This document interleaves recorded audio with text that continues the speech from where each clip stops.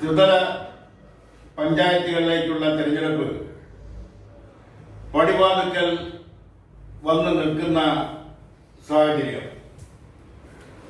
ആ സാഹചര്യത്തിലാണ് സ്ഥാനാർത്ഥിത്വം ലഭിക്കാത്തതിൻ്റെ കെറു മൂലം ചിലർ കളം മാറ്റി ചവിട്ടുന്നത്. അത് എല്ലാ രാഷ്ട്രീയ പാർട്ടികളിലും ഉണ്ട്. ചില രാഷ്ട്രീയ പാർട്ടികൾ കുറവ് എന്ന് മാത്രമേ ഉള്ളൂ. അത് കോർപ്പറേഷനിലേക്കുണ്ട്, മുനിസിപ്പാലിറ്റികളിലേക്കുള്ള തിരഞ്ഞെടുപ്പിലുണ്ട്, ഗ്രാമപഞ്ചായത്തുകളിലേക്കുള്ള തിരഞ്ഞെടുപ്പിലുണ്ട്, ബ്ലോക്ക് പഞ്ചായത്തിലേക്കുള്ള തിരഞ്ഞെടുപ്പിലുണ്ട്, ജില്ലാ പഞ്ചായത്തിലേക്കുള്ള തിരഞ്ഞെടുപ്പുകളിലുമുണ്ട്.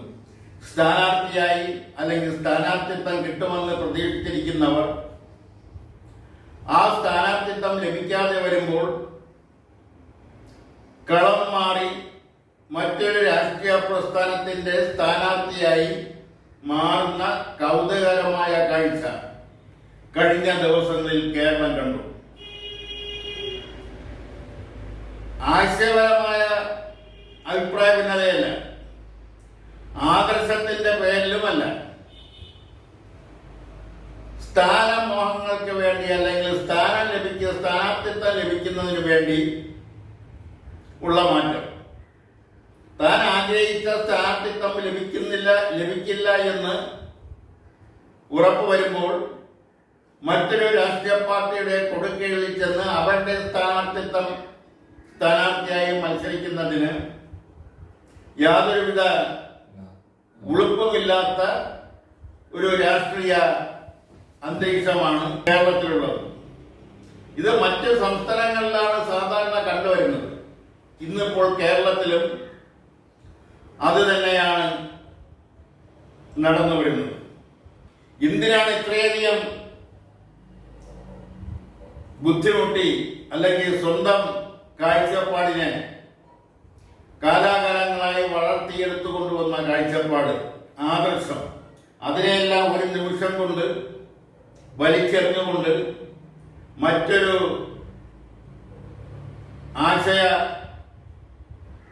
ആശയവുമായി യോജിച്ചുകൊണ്ട് അല്ലെങ്കിൽ മറ്റൊരു ആശയത്തിനു വേണ്ടി മറ്റൊരു കാഴ്ചപ്പാടിനു വേണ്ടി നിലകൊള്ളുന്ന രാഷ്ട്രീയ പ്രസ്ഥാനങ്ങളുടെ സ്ഥാനാർത്ഥിയായി അവരോധിക്കപ്പെടുന്ന കാഴ്ചകൾ. ഇത് ചിലപ്പോൾ അവകാശമായി തീരാറുമുണ്ട്. എന്തിനാണ് ഇത്രയധികം പാടുപെട്ട് ഒരു സ്ഥാനാർത്ഥിത്വം കരസ്ഥമാക്കുന്നത് എന്ന് ചോദിച്ചാൽ അതിനുള്ള ഉത്തരം അനവധിയാണ്. മൂല്യാധിഷ്ഠിത രാഷ്ട്രീയത്തിൽ നിന്നുകൊണ്ടാണെങ്കിൽ ആർക്കും സ്ഥാനാർത്ഥം ലഭിച്ചില്ല എന്നുള്ള കാരണം കൊണ്ട് മറ്റൊരു പരസ്പര വൈരുദ്ധ്യമുള്ള മറ്റൊരു രാഷ്ട്രീയ പ്രസ്ഥാനത്തിലേക്ക് ചേക്കാറാനാവില്ല. അങ്ങനെയുള്ളവർ സ്ഥാനാർത്ഥി മോഹികളുമായിരിക്കില്ല. ഇതിനെല്ലാം ഘടകവിരുദ്ധമായിട്ടുള്ളവരാണ് സ്ഥാനാർത്ഥി മോഹവുമായി നടക്കുന്നവർ, സ്ഥാനാർത്ഥിത്വത്തിന് വേണ്ടി കളം മാറി ചവിട്ടുന്നത്. ജയിച്ചു ചെന്നാൽ അവർക്ക് ശമ്പളമില്ല, കിട്ടുന്നതാവട്ടെ ഓണററിയുമാണ്. പക്ഷെ അതിനപ്പുറം മറ്റൊരു വരുമാനമുണ്ട്, കരാറുകാരിൽ നിന്നും ലഭിക്കുന്ന കമ്മീഷൻ.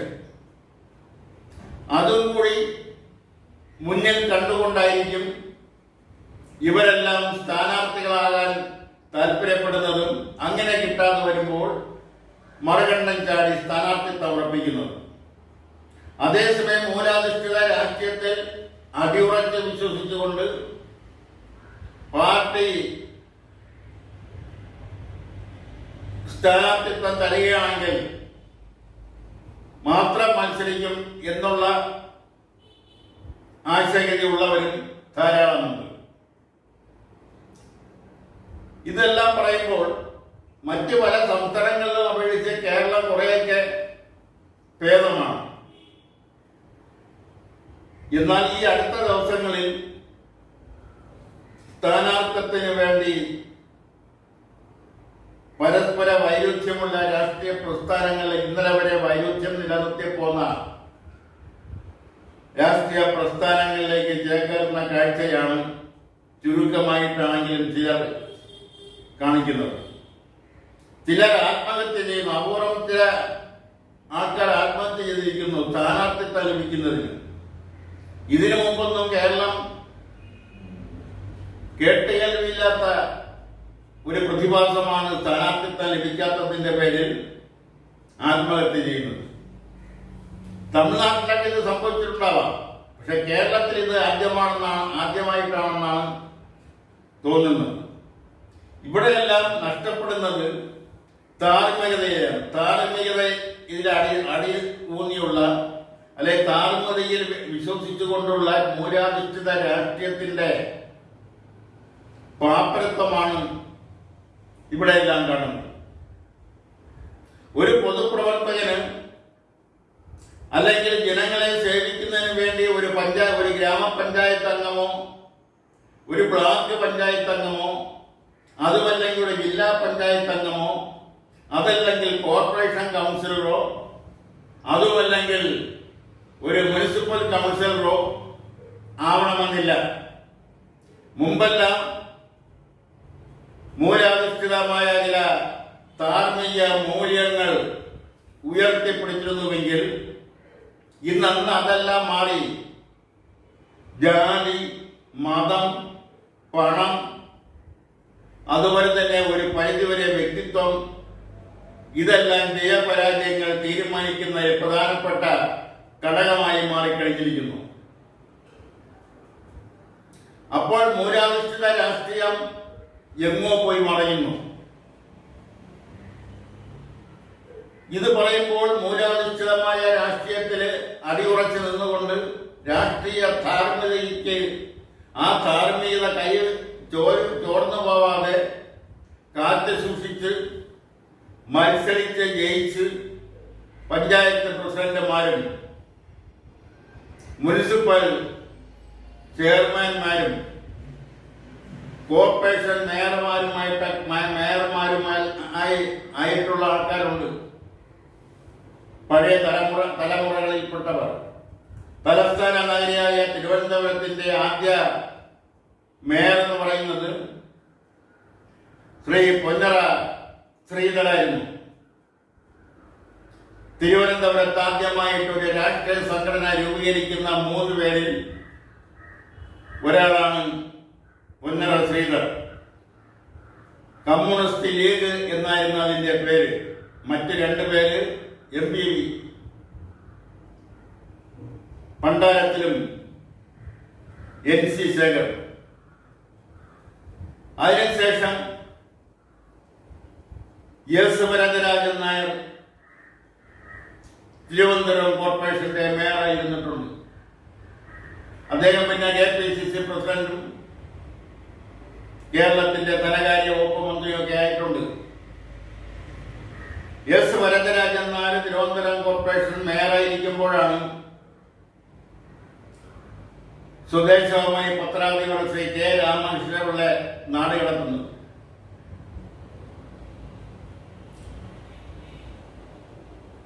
അദ്ദേഹം മരിക്കുന്നത് കണ്ണൂർ വെച്ചാണ്. കണ്ണൂരിലേക്കാണ്, മലബാറിലേക്കാണ് നാട് കടത്തുന്നത്. അവിടെ കണ്ണൂർ കടപ്പുറത്താണ് അദ്ദേഹത്തെ അടക്കം ചെയ്തത്, അദ്ദേഹത്തെ സംസ്കരിച്ചത്.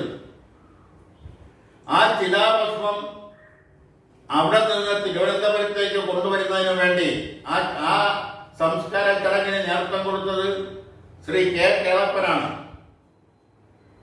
അത് അവിടെ നിന്നും തിരുവനന്തപുരത്തേക്ക് കൊണ്ടുവരുന്നതിന് വേണ്ടി DC കിഴക്കേമുറിയും കുമ്പളത്ത് ശങ്കുപിള്ളയും ആനിയമസ്തീനും പോലുള്ള രാഷ്ട്രീയ കരുത്തരായ നേതാക്കൾ കണ്ണൂരിലേക്ക് തിരിക്കുന്നു.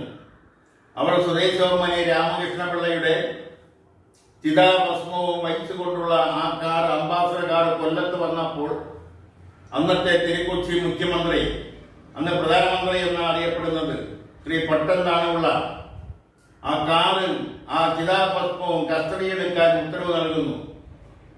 ശ്രീമൂലം തിരുനാളാണ് ശ്രീ രാമകൃഷ്ണപിള്ളയെ നാട് കടക്കുന്നത്. അദ്ദേഹത്തിന്റെ അനന്തരവൻ ശ്രീ ചിത്ര തിരുനാൾ ബാലരാമവർമ്മയാണ് അന്ന് തിരുവിതാംകൂറിന്റെ രാജ്യപ്രമുഖൻ. അപ്പൊ അമ്മാവൻ നാട് കടത്തിയ വ്യക്തിയുടെ ചിതാഭസ്മം നാട്ടിൽ കൊണ്ടുവരുന്നത് അനന്തരവന് അനിഷ്ടമായാലോ എന്ന സന്ദേഹത്തിലാണ് കൊല്ലത്ത് വെച്ച് ചിതാഭസ്മമായി വരുന്ന കാറും ആ ചിതാഭസ്മവും കസ്റ്റഡിയെടുക്കാൻ ഉത്തരവ് നൽകുന്നത്.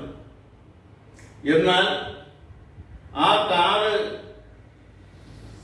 ഡ്രൈവറെ ഇറക്കി നിർത്തിയിട്ട് കാറിന്റെ ഡ്രൈവിംഗ് സീറ്റിൽ നിന്ന് വണ്ടി സ്റ്റാർട്ട് ചെയ്തത് സി കേശവനാണെന്ന് അറിഞ്ഞപ്പോൾ പെട്ടെന്നാണുള്ള പോലീസ് ഉദ്യോഗസ്ഥനോട് പോലീസിന്റെ മേധാവിയോട് പിൻവാങ്ങാനാണ് പറഞ്ഞത്. ആ ചിതാഭസ്മം തിരുവനന്തപുരം സെക്രട്ടേറിയറ്റിലെ ദർബാർ ഹാളിൽ വെക്കാൻ അനുവാദം നൽകിയില്ല. അന്ന് തിരുവനന്തപുരം കോർപ്പറേഷന്റെ മുന്നിൽ ഒരു സ്റ്റൂളിൽ ചുവന്ന തുണി പട്ട് വിരിച്ചിട്ട് അതിന്റെ മുകളിലാണ് ആ ചിതാഭസ്മം വെച്ചത്. അത് അടക്കം ചെയ്യുന്നതിന് വേണ്ടി 2 സെന്റ് സ്ഥലം ശ്രീ പട്ടംതാണുപിള്ളയോട് അഭ്യർത്ഥിച്ചപ്പോഴത്തേനും അത് നൽകിയില്ല. നെയ്യാറ്റിൻകരയുള്ള ആരോ നൽകിയ 2 സെന്റിലാണ് ആ ചിതാഭസ്മം അടക്കം ചെയ്തത്. അങ്ങനെ ആ ധൈര്യപൂർവം കോർപ്പറേഷന്റെ മുറ്റത്ത് വെക്കാൻ ധൈര്യം കാണിച്ച അന്നത്തെ മേയർ ശ്രീ എസ് വരദരാജൻ നായർ, അതിനുശേഷം കോർപ്പറേഷന്റെ മേയറായിരുന്ന ശ്രീ കോസല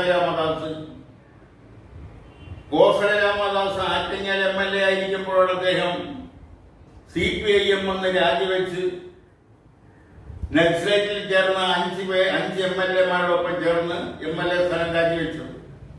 അങ്ങനെ തത്വാധിഷ്ഠിതമായ മൂലാധിഷ്ഠിതമായ രാഷ്ട്രീയത്തിൽ വിശ്വസിച്ചവർ തിരുവനന്തപുരത്തിന്റെ മേയറായിരുന്നിട്ടുണ്ട്. അങ്ങനെയുള്ള ഒരു രാഷ്ട്രീയ പ്രബുദ്ധത തിരുവനന്തപുരത്തിന് നിലനിൽക്കുമ്പോഴാണ്, പാരമ്പര്യം നിലനിൽക്കുമ്പോഴാണ് ഇപ്പോഴത്തെ പുതിയ തലമുറയിൽപ്പെട്ട സ്ഥാനാർത്ഥികൾ അവര് വിശ്വസിച്ച രാഷ്ട്രീയ പാർട്ടികളിൽ നിന്ന് സ്ഥാനാർത്ഥിത്വം ലഭിക്കില്ല എന്ന് തോന്നിയപ്പോൾ മറ്റു രാഷ്ട്രീയ പാർട്ടികളിലേക്ക് ചേക്കേറി സ്ഥാനാർത്ഥം ഉറപ്പിച്ച കൗതുകകരമായ കാഴ്ചയും ഇന്ന് നമ്മുടെ മുന്നിലുണ്ട്. എന്തായാലും ആരെ ജയിക്കും എന്നുള്ളത് കൗണ്ടിങ് വരെ കാത്തിരുന്ന് കാണാം. നിർത്തുന്നു.